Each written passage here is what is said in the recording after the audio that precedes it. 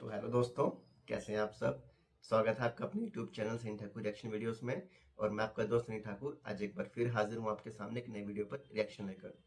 तो दोस्तों, अभी हम जिस वीडियो पर रिएक्शन करेंगे वो खान सर, जो खान सर हैं, उन टीचर हैं, बहुत फेमस है इंडिया में, पूरी दुनिया में फेमस है।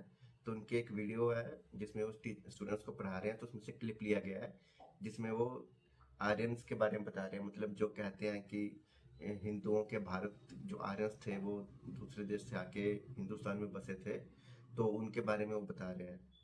तो बहुत इंटरेस्टिंग वीडियो होने वाला है, क्योंकि हिस्ट्री तो सबको अच्छी लगती है, और जब हिस्ट्री अपने देश से जुड़ी हो तो और अच्छी हो जाती है। तो दोस्तों, चलिए वीडियो शुरू करते हैं और वीडियो के लास्ट में बात करेंगे। दोस्तों, आपको वीडियो अच्छी लगे तो वीडियो को लाइक जरूर कीजिएगा, चैनल को सब्सक्राइब कीजिएगा, और हमें कमेंट में बताइएगा आपको कौन सा पार्ट अच्छा लगा, ताकि हम ऐसे आपके लिए और अच्छी अच्छी वीडियोस लेके आते रहें। तो चलिए दोस्तों, वीडियो शुरू करते हैं।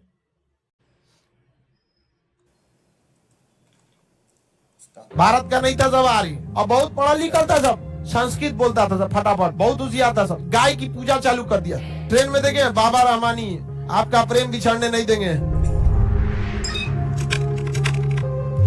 उसके बाद जो आए थे सब बहुत पढ़ा लिखा थे सब। सिंधु सभ्यता के बाद जो आए सब पढ़े लिखे थे। उन्हें कहा गया आर्य। क्या कहा गया? आर्य। भारत का नहीं था सब आर्य। समझ में आ गया कि नहीं आ गया? भारत का नहीं था। कहाँ से आया था? मध्य एशिया से आया था, और बहुत पढ़ा लिखा था सब। संस्कृत बोलता था सब फटाफट। अहम गच्छामि, इंडिया में आमी। समझ में आ गया कि नहीं आ गया? संस्कृत बड़ी टफ होता है भाई। हमको मैट्रिक में संस्कृत में बहुत अच्छा नंबर आया था, क्योंकि बहुत मेहनत से 1 महीना तक संस्कृत खूब पढ़े थे। पठती पठत पठावा, और जैसे एग्जाम खत्म हुआ कोशिश करके भूल गए, क्योंकि दिमाग पे मेमोरी बोल रहा था डिलीट सम फाइल, ओवरलोड हो गया था। बड़ी टफ भाषा है संस्कृत, लेकिन देवताओं की भाषा है। अब समझ में आया? देवता की भाषा है तो टफ रहबे करेगा। अगर देवता की भाषा सब बोलने लगेगा तो सब देवता ना हो जाएगा, पैरवी लगा लेगा अपना। तो हम लोग को संस्कृत बहुत टफ है। तो आर्य आए सब, और क्या बोलने लगे सब? संस्कृत बोलने लगा सब। क्या बोलने लगा? संस्कृत बोलने लगा सब। बहुत होशियार था सब। गाय की पूजा चालू कर दिया। क्या कोई पूजा कर लिया? गाय का पूजा। और वेदों की रचना कर दिया सब। ऋग्वेद, सामवेद, यजुर्वेद, अथर्ववेद, वेदों की रचना कर दिया सर। कौन वेद की रचना कर दिया? आर्य। तो बताइए, सिंधु के बाद कौन आए सब? सिंधु सभ्यता के बाद आर्य। आर्य पढ़े लिखे थे कि नहीं? पहले हुआ सिंधु, सिंधु के बाद आर्य। आर्य शिक्षित थे। भाषा इनकी संस्कृत भाषा। पुस्तक लिखे सब। क्या नाम हो गया? वेद। क्या हो गया? वेद। कितने वेद हैं? 4। कितने वेद हैं? इन लोगों ने गाय को ज्यादा महत्व देना चालू किया, और गौ पूजा प्रारंभ कर दिया। क्या पूजा प्रारंभ किया? गाय।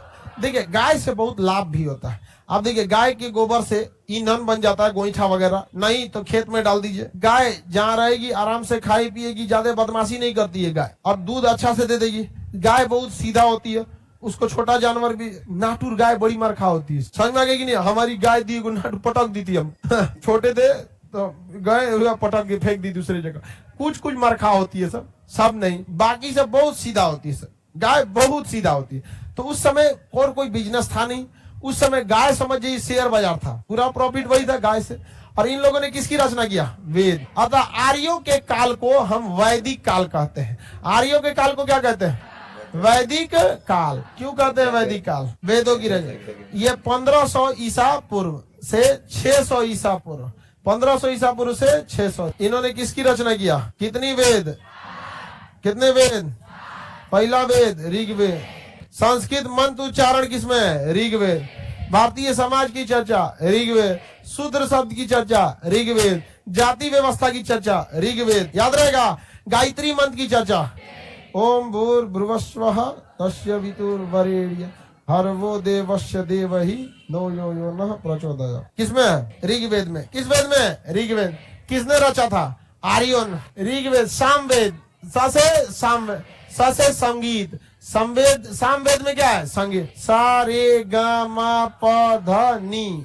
य से यजुर्वेद, य से यजुर्वेद, य से युद्ध, युद्ध की चर्चा यजुर्वेद।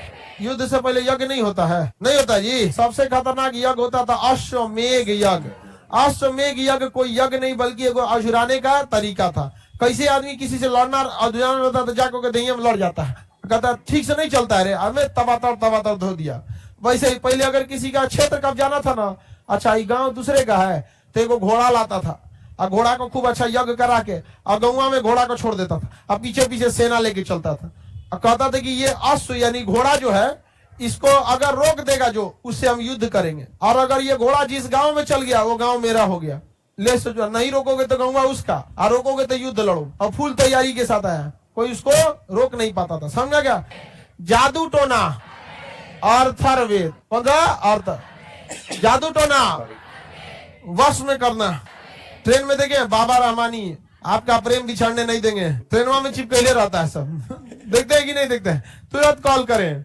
ऐसा देखते हैं कि नहीं देखते हैं? वो सब कोने विद्वान है सब।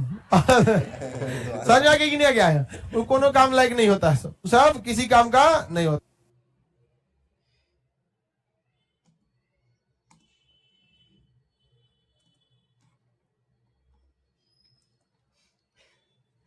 तो दोस्तों ये वीडियो यहाँ खत्म हुई।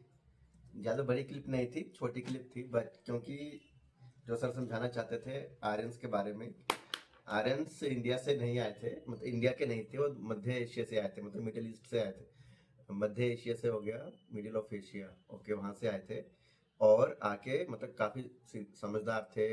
सिंधु घाटी की सभ्यता के बाद बहुत समझदार थे और गाय की पूजा करते थे। चारों वेद इन्होंने लिखे, संस्कृत लैंग्वेज बोलते थे। और इन्हीं के जो पीरियड को वैदिक काल कहा जाता है। वैदिक काल मतलब वो टाइम जब हमारे वेद लिखे गए, चारों वेद लिखे गए।